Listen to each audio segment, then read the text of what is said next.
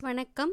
தமிழ்பைரேட்ஸ்.com வழங்கும் அமரர் கல்கியின் பொன்னியின் செல்வன் முதல் பாகம் புதுவெள்ளம். வழங்குபவர் அர்ச்சனா. அத்தியாயம் 3. விண்ணகரக் கோயில். சில சமயம் சிறிய நிகழ்ச்சியிலிருந்து பெரிய சம்பவங்கள் விளைகின்றன. வந்தியத்தேவன் வாழ்க்கையில் அத்தகைய ஒரு சிறிய நிகழ்ச்சி இப்போது நேர்ந்தது. சாலையோரத்திலே நின்று பழுவேட்டரையரின் பரிவாரங்கள் போவதை வந்தியத்தேவன் பார்த்து கொண்டிருந்தான் அல்லவா? அவன் நின்ற இடத்துக்கு சற்று தூரத்திலேயே அவனுடைய குதிரை நின்று கொண்டிருந்தது. பழுவேட்டரையரின் ஆட்களிலே கடைசியாக சென்ற சிலரின் பார்வை அக்குதிரை மீது சென்றது. அடே, இந்த குருதையை பாரடா என்றான் ஒருவன். குருதை என்று சொல்லாதேடா, குதிரை என்று சொல் என்றான் இன்னொருவன். உங்கள் இலக்கோண ஆராய்ச்சி இருக்கட்டும், முதலில் அது குதிரையா அல்லது கழுதையா என்று தெரிந்து கொள்ளுங்கள் என்றான் இன்னொரு வேடிக்கை பிரியன். அதையும் பார்த்து விடலாமா என்று சொல்லிக்கொண்டு அந்த ஆட்களில் ஒருவன் குதிரையை அணுகி வந்தான். அதன் மேல் தாவி ஏற முயன்றான். ஏறப் பார்க்கிறவன் தன் எஜமானன் அல்ல என்பதை அந்த அறிவு கூர்மையுள்ள குதிரை தெரிந்து கொண்டது. அந்த வேற்று மனிதனை ஏற்றிக்கொள்ள மாட்டேன் என்று முரண்டு பிடித்தது. இது பொல்லாத குதிரையடா, இதன் பேரில் நான் ஏறக்கூடாதாம். பரம்பரையான அரச குலத்தவன்தான் இதன் மேல் ஏறலாமாம். அப்படியென்றால் தஞ்சாவூர் முத்தரையன் திரும்பி வந்துதான் இதன் மேல் ஏற வேண்டும் என்று அவன் சமத்காரமாய் பேசியதை கேட்டு மற்ற வீரர்கள் நகைத்தார்கள். ஏனென்றால் தஞ்சாவூர் முத்தரையர் குலம் நசித்து போய் 100 ஆண்டுகள் ஆகிவிட்டன. இப்போது சோழர்கள் புலிக்கொடி தஞ்சாவூரில் பறந்து கொண்டிருந்தது. தாண்டவராயா, உன்னை ஏற்றிக்கொள்ள மறுக்கும் குதிரை நிஜ குதிரைதானா என்று பார்த்துவிடு. ஒருவேளை பெருமாளின் திருநாளுக்கு வந்த பொய்க்கால் குதிரையாயிருந்தாலும் இருக்கலாம் என்றான் மற்றொரு பரிகாச பிரியன். அதையும் சோதித்து பார்த்து விடுகிறேன் என்று சொல்லிக்கொண்டு குதிரை மீது ஏறப்போன தாண்டவராயன் அதனுடைய வாலை முறுக்கினான். ரோசமுள்ள அக்குதிரை உடனே பின்னங்கால்களை 4 தடவை விசிறி உதைத்துவிட்டு ஓட்டம் பிடித்தது. குருதை ஓடுகிறதடா, நிஜ குருதைதானடா என்று அவ்வீரர்கள் கூச்சலிட்டு உய் உய் என்று கோஷித்து ஓடுகிற குதிரையை மேலும் விரட்டினார்கள். குதிரை திருநாள் கூட்டத்துக்கிடையே புகுந்து ஓடிற்று. ஜனங்கள் அதன் காலடியில் மிதிபடாமல் இருப்பதற்காக பரபரப்புடன் அங்கும் இங்கும் நகர்ந்து கொண்டார்கள். அப்படியும் அவர்களில் சிலர் உதைப்பட்டு விழுந்தார்கள். குதிரை தெரிகெட்டு வெறிகொண்டு ஓடியது. இவ்வளவும் வந்தியத்தேவன் கண்ணெதிரே அதி சீக்கிரத்தில் நடந்துவிட்டது. அவனுடைய முகத் தோற்றத்திலிருந்து குதிரை அவனுடைய குதிரை என்பதை ஆழ்வார்க்கடியான் கண்டு கொண்டான். பார்த்தாயா தம்பி, அந்த பழுவூர்த்தடியர்கள் செய்த வேலையை? என்னிடம் நீ காட்ட வந்த வீரத்தை அவர்களிடம் காட்டுவதுதானே என்று குத்தி காட்டினான். வந்தியத்தேவனுக்கு ஆத்திரம் பொத்துக்கொண்டு வந்தது. எனினும் பல்லை கடித்து கொண்டு பொறுமையை கடைபிடித்தான். பழுவூர் வீரர்கள் பெருங்கூட்டமாயிருந்தனர். அவ்வளவு பேருடன் ஒரே சமயத்தில் சண்டைக்கு போவதில் பொருள் இல்லை. அவர்களும் இவனுடன் சண்டை போடுவதற்காக காத்திருக்கவும் இல்லை. குதிரை ஓடியதை பார்த்து சிரித்துவிட்டு அவர்கள் மேலே நடந்தார்கள். குதிரை போன திசையை நோக்கி வந்தியத்தேவன் சென்றான். அது கொஞ்ச தூரம் ஓடிவிட்டு தானாகவே நின்றுவிடும் என்று அவனுக்கு தெரியும். ஆகையால் அதை பற்றி அவன் கவலைப்படவில்லை. பழுவேட்டரையரின் அகம்பாவம் பிடித்த ஆட்களுக்கு என்றைக்காவது ஒரு நாள் நன்றாக புத்தி கற்பிக்க வேண்டும் என்ற எண்ணம் அவன் உள்ளத்தில் அழுத்தமாக பதிந்தது. புளியந்தோப்புக்கு அப்பால் ஜன சஞ்சாரமில்லாத இடத்தில் குதிரை சோகமே வடிவாக நின்று கொண்டிருந்தது. வந்தியத்தேவன் அதன் அருகில் சென்றதும் குதிரை கனைத்தது. ஏன் என்னை விட்டு பிரிந்து சென்று இந்த சங்கடத்துக்கு உள்ளாக்கினாய் என்று அந்த வாயில்லா பிராணி குறை கூறுவது போல் அதன் கனைப்பு தொனித்தது. வந்தியத்தேவன் அதன் முதுகை தட்டி சாந்தப்படுத்தினான். திருவிழா கூட்டத்தில் இருந்தவர்கள் பலரும் அவனை பார்த்து, இந்த முரட்டு குதிரையை ஏன் கூட்டத்தில் கொண்டு வந்தாய் தம்பி? எத்தனை பேரை அது உதைத்து தள்ளிவிட்டது என்றார்கள். இந்த பிள்ளை என்ன செய்வான்? குதிரைதான் என்ன செய்யும்? அந்த பழுவேட்டரையரின் முரட்டு ஆட்கள் அல்லவா இப்படி செய்து விட்டார்கள் என்று இரண்டொருவர் சமாதானம் சொன்னார்கள். ஆழ்வார்க்கடியான் இன்னமும் சாலையில் காத்து கொண்டு நின்றான்.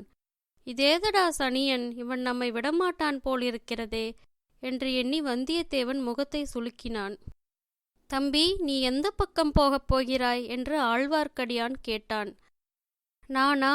கொஞ்சம் மேற்கு பக்கம் சென்று பிறகு தெற்கு பக்கம் திரும்பி சிறிது கிழக்கு பக்கம் வளைத்து கொண்டு போய் அப்புறம் தென்மேற்கு பக்கம் போவேன் என்றான் வந்தியத்தேவன். அதையெல்லாம் நான் கேட்கவில்லை. இன்று ராத்திரி எங்கே தங்குவாய் என்று கேட்டேன். நீ எதற்காக அதை கேட்கிறாய்? ஒருவேளை கடம்பூர் சம்புவரையர் அரண்மனையில் நீ தங்குவதாயிருந்தால் எனக்கு அங்கே ஒரு வேலை இருக்கிறது. உனக்கு மந்திர தந்திரம் தெரியுமா என்ன?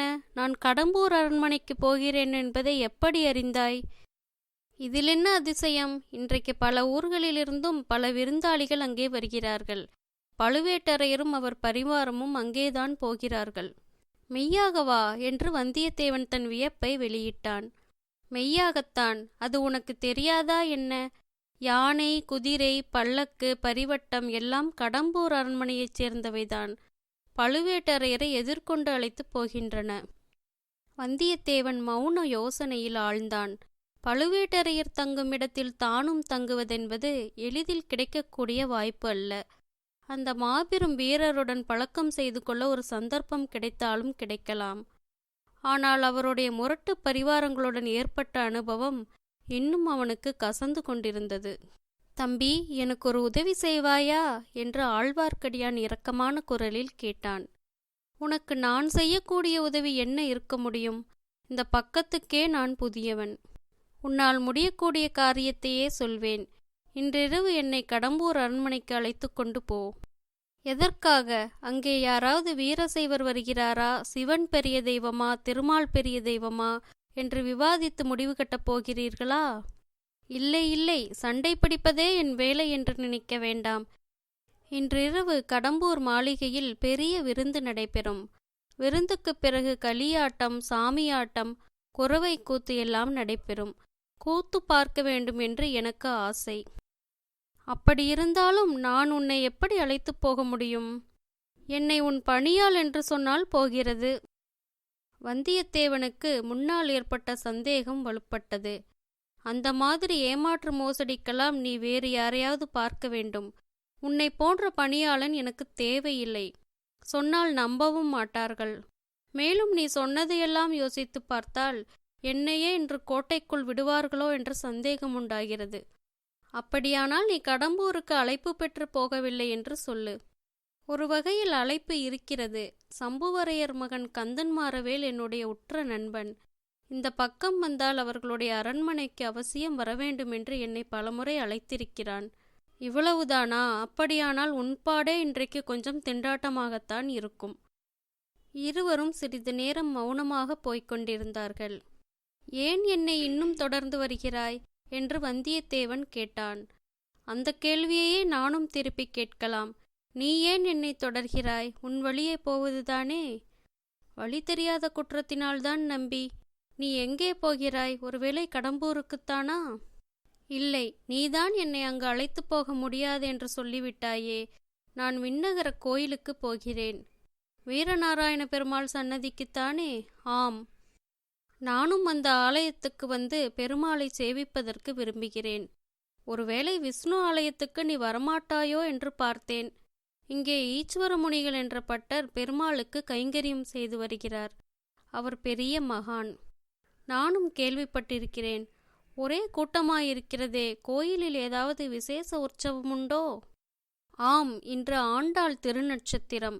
ஆடி 18ஆம் பெருக்கோடு ஆண்டாளின் திருநட்சத்திரமும் சேர்ந்து கொண்டது. அதனால்தான் இவ்வளவு கோலாகலம். இதற்குள் வீரநாராயண பெருமாள் கோயிலை அவர்கள் நெருங்கிவிட்டார்கள். விஜயாலய சோழனின் பேரனான முதற் பராந்தக சோழன் மதுரையும் ஈழமும் கொண்ட கோப்பரகேசரி என்ற பட்டம் பெற்றவன். சோழ பேரரசுக்கு அஸ்திவாரம் அமைத்தவன் அவனே. தில்லை சிற்றம்பலத்துக்கு அவன் பொன்கூரை வேய்ந்து சரித்திர புகழ் பெற்றவன். சோழ சிகாமணி, சூர சிகாமணி முதலிய பல விருது பெயர்களோடு வீரநாராயணன் என்ற சிறப்பு பெயரையும் அவன் கொண்டிருந்தான். பராந்தகனுடைய காலத்தில் வடக்கே இரட்டை மண்டலத்து ராஷ்டிரகூட மன்னர்கள் வலிமை பெற்று விளங்கினார்கள். மானிய கேடத்திலிருந்து அவர்கள் படையெடுத்து வரக்கூடும் என்று பராந்தகன் எதிர்பார்த்தான்.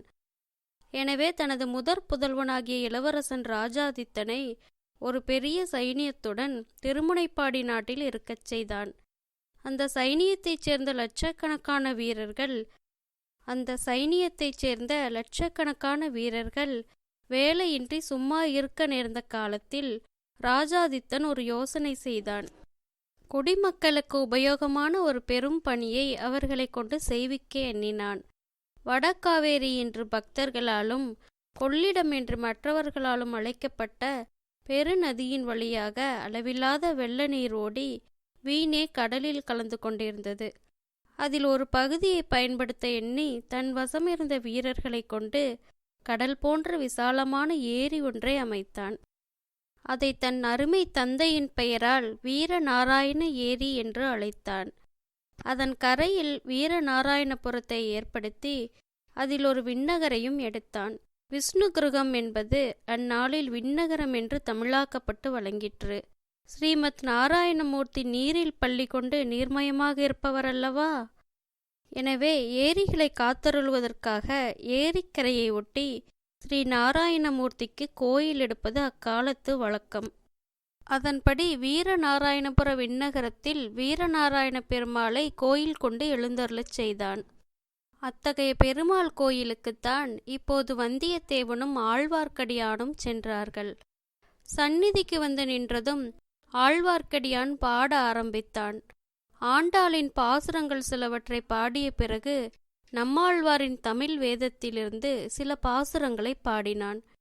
பொலிக பொலிக பொலிக போயிற்று வள்ளுயிர் சாபம், நலியும் நரகமும் நைந்த நமனுக்கிங்கு யாதொன்றும் இல்லை, கலியும் கெடும் கண்டுகொள்மின் கடல்வண்ணன் பூதங்கள் மண்மேல் மலிய புகுந்து இசைப்பாடி ஆடி ஒளி தரக் கண்டோம், கண்டோம் கண்டோம் கண்டோம் கண்ணுக்கினியன கண்டோம், தொண்டீர் எல்லீரும் வாரீர் தொழுது தொழுது நின்றார்த்தும், வண்டார் தன்னந்துழாயான் மாதவன் பூதங்கள் மண்மேல் பண்டான் பாடி நின்றாடி பறந்து திரிகின்றனவே.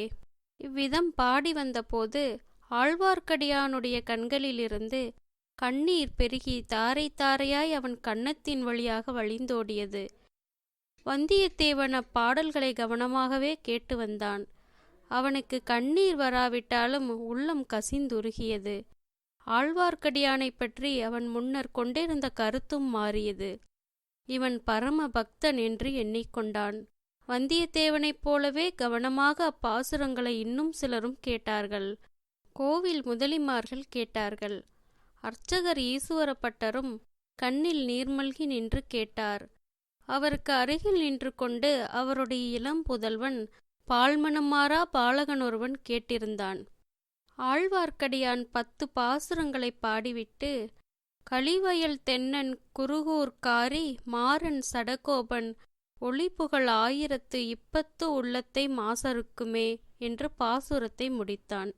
கேட்டிருந்த பட்டரின் குமாரனாகிய பாலகன் தன் தந்தையிடம் ஏதோ கூறினான்.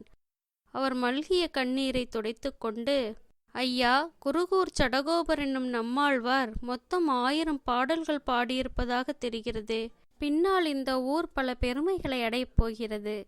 பால்வடியும் முகத்தில் தேஜஸ் பொலிய நின்று நம்மாழ்வார் பாசுரங்களை கேட்ட பாலகன் வளர்ந்து நாதமுனிகள் என்ற திருநாமத்துடன் வைஷ்ணவ ஆச்சாரிய பரம்பரையில் முதல் ஆச்சாரியார் ஆகப் போகிறார். குருகூர் என்ற ஆழ்வார் திருநகரிக்கு சென்று வேதம் தமிழ் செய்த நம்மாழ்வாரின் 1000 பாசுரங்களையும் தேடி சேகரித்து வரப்போகிறார். அப்பாசுரங்களை அவருடைய சீடர்கள் இசையுடன் பாடி நாடெங்கும் பரப்பப் போகிறார்கள். நாதமுனிகள் பேரராக அவதரிக்கப் போகும் ஆளவந்தார் பல அற்புதங்களை செய்தருளப் போகிறார். இந்த இருவரும் அவதரித்த க்ஷேத்திரத்தை தரிசிக்க உடையவராகிய ஸ்ரீ ராமானுஜரே ஒரு நாள் வரப்போகிறார். வரும்போது வீரநாராயண ஏரியையும் அதன் 74 கணுவாய்களையும் பார்த்து அதிசயிக்கப் போகிறார். ஏரி தண்ணீர் 74 கணவாய்களின் வழியாக பாய்ந்து மக்களை வாழ வைப்பது போலவே நாராயணனுடைய கருணை வெள்ளத்தை ஜீவகோடிகளுக்கு பாயச் செய்வதற்காக 74 ஆச்சாரிய பீடங்களை ஏற்படுத்த வேண்டும் என்று அம்மகானின் உள்ளத்தில் உதயமாகப் போகிறது. அதன்படியே 74 சிம்மாசனாதிபதிகள் என்ற பட்டத்துடன் வைஷ்ணவ ஆச்சாரிய புருஷர்கள் ஏற்பட போகிறார்கள். இந்த மகத்தான நிகழ்ச்சிகளையெல்லாம் வைஷ்ணவ குரு பரம்பரை சரித்திரம் விவரமாக சொல்லட்டும் என்று விட்டுவிட்டு மறுபடியும் நாம் வந்தியத்தேவனை கவனிப்போம்.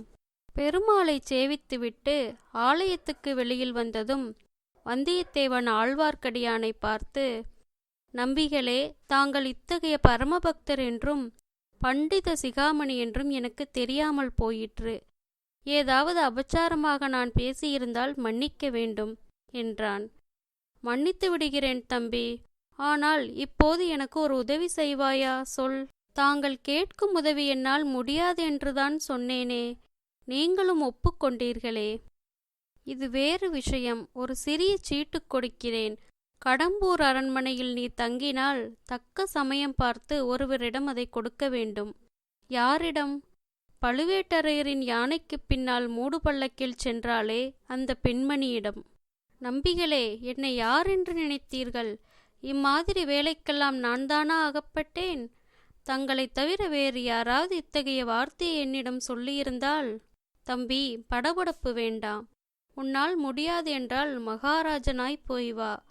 ஆனால் எனக்கு மட்டும் இந்த உதவி நீ செய்திருந்தால் ஏதாவது ஒரு சமயத்தில் உனக்கும் என் உதவி பயன்பட்டிருக்கும். பாதகமில்லை, போய் வா. வந்தியத்தேவன் பிறகு அங்கே ஒரு கணம் கூட நிற்கவில்லை. குதிரை மீது ஏறி விரைவாக விட்டுக்கொண்டு கடம்பூரை நோக்கி சென்றான். நன்றி. மீண்டும் அடுத்த அத்தியாயத்தில் சந்திப்போம்.